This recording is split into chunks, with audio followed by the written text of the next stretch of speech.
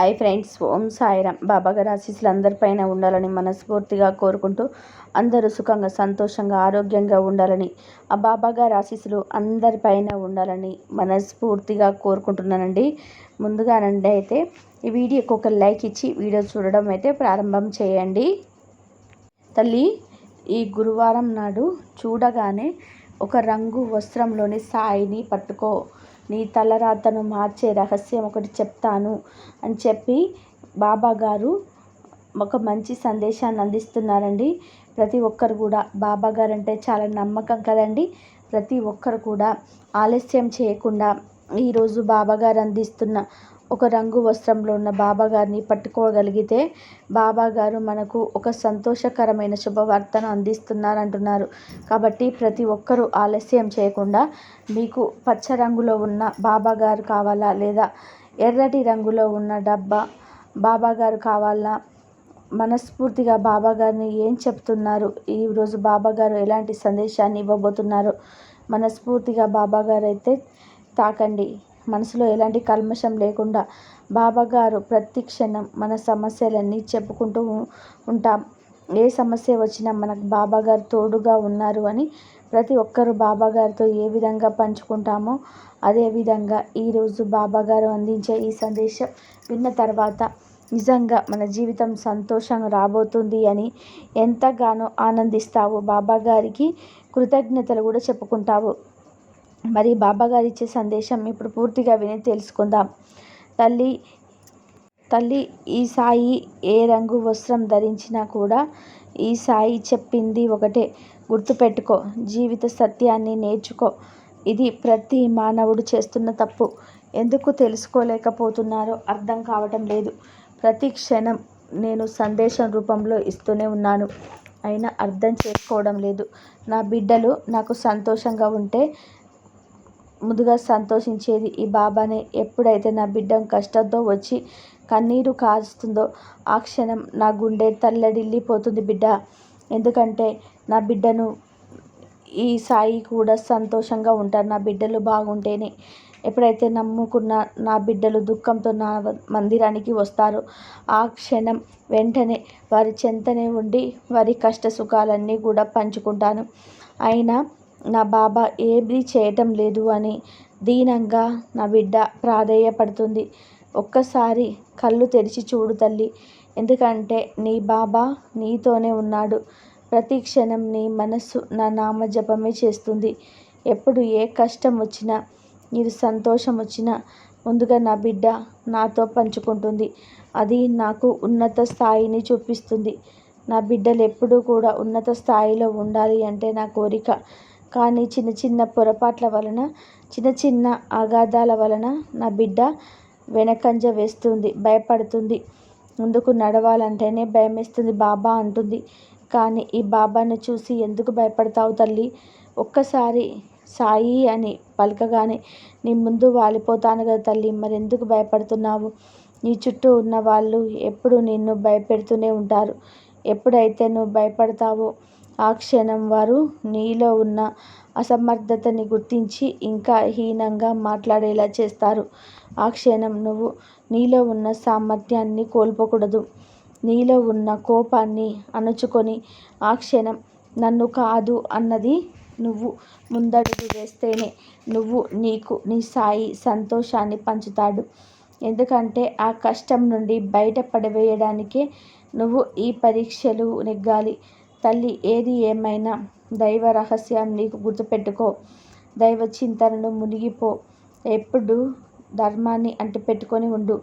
దైవనామస్మరణే నీకు శ్రీరామ రక్ష. వెళ్ళి ఆకలి దప్పుకలు మర్చిన నీ పంచ ప్రాణాలను దృష్టిలో ఉంచుకొని నాకు నా గురువే సహస్రం, నా గురువే దైవంగా భావిస్తున్న హృదయమంతా నువ్వే ఉన్నావు అని భావించు. ఎప్పుడు నీకు నీ గురువే శ్రీరామ రక్షగా ఎల్లకాలం తోడుగా ఉంటాడు. బిడ్డ, ఎన్నో జన్మల బంధం ఉంటే తప్ప నువ్వు ఈ జన్మలో నా భక్తురాలివి కాలేవు. కాబట్టే ఈ గురువు చెప్పింది తూచా తప్పకుండా పాటిస్తేనే నీ జీవితం మంచి మార్గానికి దారి చూపిస్తుంది. జీవితంలో ఎదగాలి అంటే గురువు చెప్పిన మాటలు వినాలి. తల్లిదండ్రులను గౌరవించాలి. పెద్దల పట్ల ఎంత గౌరవంగా ఉంటే నీ జీవితం అంత సంతోషంగా ఉంటుంది. ఎవరైనా సరే, ఎవరిని గురించి అయినా సరే నింద చేస్తే వారు నన్ను దూషించిన వారవుతారు. ఇక నా హృదయాన్నే గాయపరిచిన వారవుతారు. ఇది గుర్తుపెట్టుకో. ఎక్కడున్నా సరే నన్ను తలచినంతనే నీ చెంత చేరుతాను తల్లి. మహాత్ములను, మహనీయులను గుండెల్లో పెట్టుకోవాలి. ఎందుకంటే వారు చెప్పే హితబోధలే నీకు ఎల్లకాలం కాపాడుతూ వస్తాయి. ఇక్కడ తప్పు చేయకుండా నిన్ను నిలదీస్తూ ఉంటాయి. ఏ రంగులో చూసినా నీకు బాబానే కనబడుతున్నాడా? ఎవరైతే నన్నే చూస్తూ, నా గురించే వింటూ, ఎప్పుడు కూడా సాయి సాయి అని స్మరిస్తూ నాయందే మనసు నిలుపుకుంటారో వారు నిశ్చయంగా దైవాన్ని చేరుతారు. వాళ్ళు ఇహపరాల గురించి భయపడాల్సిన అవసరం లేదు. మీరెక్కడున్నా సరే భక్తి భావంతో నా వైపు మళ్ళితే నేను మీకు భక్తి శ్రద్ధలతో అనుసరించి రాత్రింబగళ్ళు మీ చెంతనే ఉంటాను. ఎందుకంటే నా బిడ్డ ఎల్లకాలం సాయి నామాన్నే పలకనిది రోజు గడవదు. కాబట్టి మన ఇద్దరికీ రుణానుబంధం ఉంది తల్లి. మన కుటుంబాలు కొన్ని వందల వేల సంవత్సరాలుగా పెనవేసుకొని ఉన్నాయి. అందువలన మన ఇద్దరి మధ్య భేదం లేదు. హృదయపూర్వకంగా నీకు ప్రేమించు. ఒక్కటే నేను చెప్పేది, నీ కష్టాలన్నీ తొలగిపోయి నువ్వు సంతోషంగా ఉండాలి అంటే నీ గురువుని ఎప్పుడు కూడా అంటి పెట్టుకొని ఉండు. ఎప్పటికీ మర్చిపోవద్దు. ఒకవేళ సంతోషం వస్తే వెంటనే నువ్వు బాబాని మర్చిపోతే ఆ క్షణం మళ్ళీ గుర్తుకొస్తాడు. ఎందుకంటే సర్వవ్యాప్తి అయిన గురువే దైవం కదా. గురువు యొక్క గొప్పతనాన్ని తెలిసిన వారు తగ్గించాడు. ఏమైనా కానీ గురువును అంటిపెట్టుకుని ఎల్లప్పుడూ స్థిరంగా ఉంటే సద్గురు యొక్క కృపాభిక్షను మనకు ఆనందాన్ని ప్రసాదిస్తుంది. ఇది మాత్రం గుర్తుపెట్టుకో బిడ్డ. దైవలీల చాలా కష్టం చేసుకోవడం. నిజంగా ఏం చేయించడం లేదు. కానీ జండు మాత్రం కర్తృత్వం నా తలపైన వేస్తారు. జయించేవాడు అనంతకోటి అయినా కానీ కృపావంతుడు అయినా ఒక్కడే. నేను దేవుణ్ణి కాదు, ఈశ్వరుని కాదు. నేను వాని దీనుడైన సేవకును. ఎల్లప్పుడూ వారినే స్మరిస్తూ ఉంటాను. నువ్వు ఎక్కడ చూసి అక్కడ ఈ సాయి కనిపిస్తాడు బిడ్డ. ఈరోజు నా మీద నమ్మకంతో ఆలస్యం చేయకుండా ఒక రంగు వస్త్రం నువ్వున్న బాగా నీకు నచ్చినది తీసుకున్నావు కదూ. అంత సంతోషం ఏమిచ్చావు బాబా అని అడగవచ్చు. నీకు కలగబోయే శుభవార్త, రాబోయే సంతోషం నేనే కదా చెప్పాలి. నీ సంతోషం నేను చెప్తేనే నీకు తెలుస్తుంది. ఇప్పుడున్న కష్టం మాత్రమే ఆలోచిస్తున్నావు. రాబోయే సంతోషం నీ మాటలతో పంచుకోవాలి కన్నా తల్లి. నాకు కూడా నువ్వు పంచుకుంటావు. ఎందుకంటే నా బిడ్డవే. మొదటి స్థానంలో నన్నయ్య ఎంచుకున్నావు. అందుకే నువ్వు నా ప్రియ భక్తురాలిని తల్లి. నువ్వేం మాట కాదు చెప్పాలి. ప్రతిదినం నాకు ఒక ముద్ద పెట్టందే నువ్వు తినవు. ఎప్పుడు నా నామస్మరణదే చెయ్యని నువ్వు తింటావు. అందుకే ఇంత ఆరోగ్యంగా ఉన్నావు. కష్టం వచ్చినా కూడా తట్టుకునేది శక్తి నీకు అందిస్తున్నాను. ఎందుకంటే నీ కష్టకాలం శాశ్వతం కాదు బిడ్డ. ఎప్పుడు కూడా నీ మనసు ఆనందించే విధానంగానే నీకు సంతోషం రాబోతుంది. రాబోయే రోజులలో నువ్వు అనుకున్నట్టుగానే ఏ కోరికతో అయితే ఇన్ని రోజులుగా బాధపడుతున్నావో అది తీరేలాగా నేను చేస్తున్నాను. చీకటి వెళ్తే వెలుగు ఎలా వస్తుందో ప్రతి మనిషి జీవితంలో కష్టం వెళ్ళాక సంతోషం రావాల్సిందే. అందరూ మన వాళ్ళే అనుకుంటే తప్పు లేదు. కానీ అందరిలో మనలాంటి మనస్తత్వం కలవారే అని అనుకోవడం పొరపాటు తల్లి. ఎందుకంటే నీ చుట్టూ ఉన్న వాళ్ళు ఒక్కొక్కరు ఒక్కొక్క వ్యక్తిత్వం కలవారు. నీ నిజ జీవితంలో నువ్వు ఏది శాశ్వతం కాదు. ఎందుకంటే డబ్బు కానీ, అందం కానీ, అధికారం కానీ ఏది శాశ్వతంగా ఉండదు. ఈ భూమి మీద తల్లి ఒంటరిగా తల్లి గర్భం నుంచి వచ్చావు. తల్లి గర్భం నుంచి భూమిలోకి వెళ్తావు. ఉన్నన్ని రోజులు ఆనందంగా బ్రతకడానికి ప్రయత్నం చేయని చుట్టూ ఉన్న వాళ్ళు ఆనందాన్ని వెతుక్కో. అప్పుడే నువ్వు కూడా సంతోషంగా ఉంటావు. ఆరోగ్యంగా 10 కాలాలు చల్లగా ఉంటావు. నీ బంధం, నీ చుట్టూ ఉన్నవాళ్ళు నీతో పాటు కలకాలం సంతోషంగా ఉండాలి అంటే మనస్పర్ధలకు గురి కావద్దు. తల్లి కోపంలో వచ్చిన మాటను పట్టుకుంటే మనసు విరిగిపోతుంది. అదే కోపం వెనుక ఉన్న బాధను తెలుసుకుంటే బంధం నిలబడుతుంది. కాబట్టి ఆ బంధం కోసం ప్రయత్నం చెయ్యి. ఆ బంధాన్ని విడవకుండా పట్టుకో. అలా ఉండగలగడానికి మనకు కావలసినవి రెండే: చిరునవ్వు, మౌనం.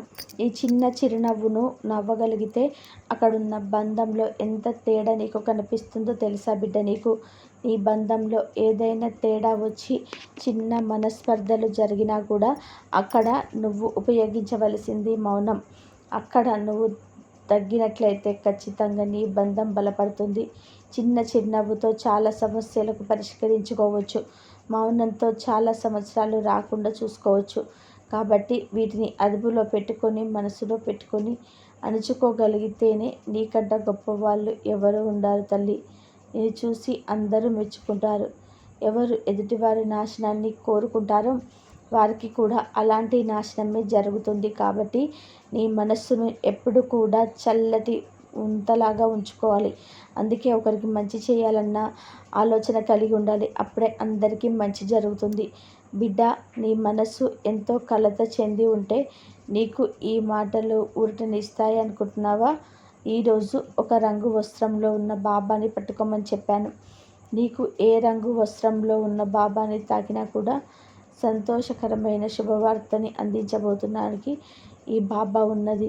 ఈ సంతోషమే నాకు ప్రధానం. తల్లి, ఎప్పుడు నీ మాటను గుర్తుపెట్టుకో. మర్చిపోకుండా ప్రతిసారిని గుర్తు చేయడానికి నా సందేశం నీకు అందిస్తూ ఉంటాను. ఇక్కడ నా బిడ్డ తప్పటడుగులు నీకు ఇలాంటి సందేశాన్ని అందిస్తున్నాను. మరి నీ కోసం నేను అందిస్తున్న గొప్ప శుభవార్త వేచి చూడు. నీ మనసుకి ఎంతో ఆనందాన్ని ఇస్తుంది. తల్లి, వేచి చూడు. రాబోయే గురువారం లోపు నీకు ఆ శుభవార్తని అందిస్తాను అని ఈరోజు బాబా గారు ఒక అద్భుతమైనటువంటి సందేశాన్ని అందించారు కదండి. మరి ప్రతి ఒక్కరూ ఈ సందేశం నచ్చితే వెంటనే శ్రద్ధ సబూరి అని కామెంట్ చేసి 10 మందికి అందేలాగా షేర్ చేయండి, లైక్ చేయండి. మరొక మంచి వీడియోతో మీ ముందుంటాను. అంతవరకు సెలవు. సర్వే జన సుఖినో భవంతు. సర్వం శ్రీ సాయినాథ్ అర్పణమస్తు. శుభమభవతు. అందరూ బాగుండాలి. అందరిలో మనం ఉండాలి.